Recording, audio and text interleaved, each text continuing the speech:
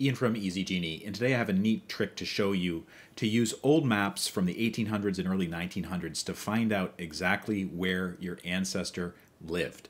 If this video helps, please take a moment to like it and follow me, and let's get started. So, as I've said in other videos, I really love looking at old maps, especially if I can find out if it has some connection to an ancestor of mine.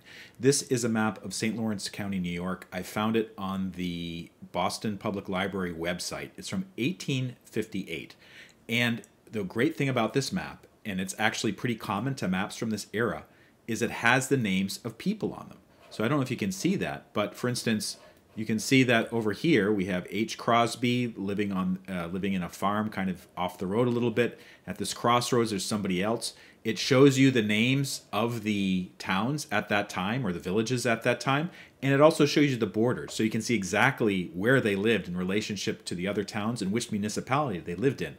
One thing I like to do sometimes, if I know that I'm looking for an ancestor or a place where my ancestors lived, is I want to see what it looks like on a modern map.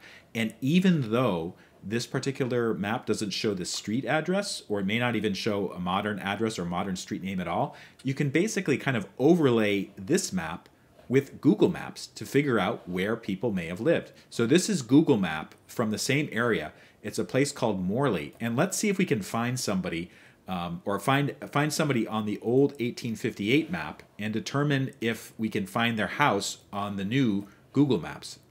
So here's Morley. You can see it's right on the town border between, this is the, I guess the village or the town of Canton, and to the north it's the town of Lisbon. So Morley is located right there.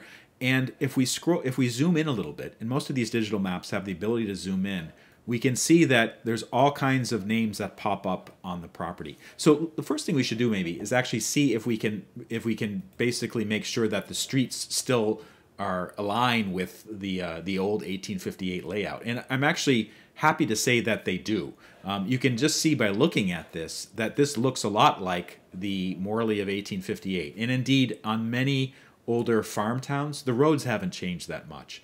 And they've been in use for 100 years, 150 years. So the roads are the same, but the names of the roads may have changed. And of course, as I said before, there's no street names on these old maps. So let's see if we can find out somebody who lives near the village of Morley on this main road here. And this main road is called Route 14. If I zoom in a little bit, I might be able to see the name of the street. No, it doesn't. It doesn't give it a street name. But let's just say that this. You can see it's to the northwest of the Grass River, and you can see the river right here. So let's see if we can find somebody who lives in this area. S. Redding or one of the Bartholomews. You can see there's a G. Bartholomew and an A. Bartholomew living across the street from each other. That indicates that they're related to each other. That's another avenue for research. But let's see if I can find out if any of those houses from that period exist now on Google Maps. And it's pretty easy to do. One thing you can do on Google Maps, if you click on this little person icon in the lower right corner, it's called Street View. Click on that, and it shows you the street view of houses in that area. Not every road has it. I'm kind of surprised actually this major road doesn't have it, but this road, Route 14, does have it. And we can see on the old map that Redding lives right at the crook of the road, where the road turned a little bit to the west. So I think that's probably around here. Let's see what happens when I drag the Street View person onto the road, if we can see any houses that may correspond to the Reddings or the Bartholomews. And actually, I think this is it right here. This looks like an old house to me. And you can see, if you look in the lower right corner, this shows what direction it's pointing in. So I'm looking west right now, and you can see that the road is kind of curving off. This looks like a period house from the 1850s. Does it show the name of the house? The address? Oh yeah, it does. 2076 County Road 14 in Canton, New York. All right, so that's actually information that's really useful if I want to do some further research into if this was the Reddings house or the Bartholomew's house. What I can do is I can go to the location of the deed, or maybe the county courthouse or the town clerk's office, and say, hey, I want to see if you have any records for 2076 County Road 14 in Canton. and see if they can tell me anything about that or where I should look. And by the way, of course, when you're working with municipal or local officials, be as polite as possible. They may have a process in place that they want you to follow, or certain times that you can ask for stuff like that. But this is a really cool way to get started on finding out where your ancestors lived. Even if you don't see a house like this, like let's say you plugged in a Google Street Maps location. Oh, actually, this is, and there's a house that's been knocked down across the street.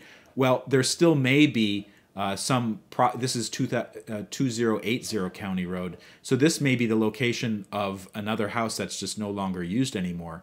You can see that something was once standing there, either a house or a barn. But that can be useful information as well if you're doing your research. Kind of sad that it was knocked down. But it can be a lot of fun finding these old homes and then determining whether or not they correspond to an ancestor. So in terms of finding maps like this, Library of Congress has them. I think there's something called the Rumsey Map Collection. Or you can just do something like historical maps of Wyoming or historical maps of Alabama and see where these maps are stored. Most of them are freed. Thank God they're not behind some sort of ancestry paywall. So you can use these to your heart's content. You can print them out, you can save a copy, and it's a really great way to research your ancestry. If this video helped out, please take a moment to like it and follow me. If you go to easygenie.org, that's our official website, I have a blog that has all kinds of tips and information about finding your ancestors. Thank you so much for watching.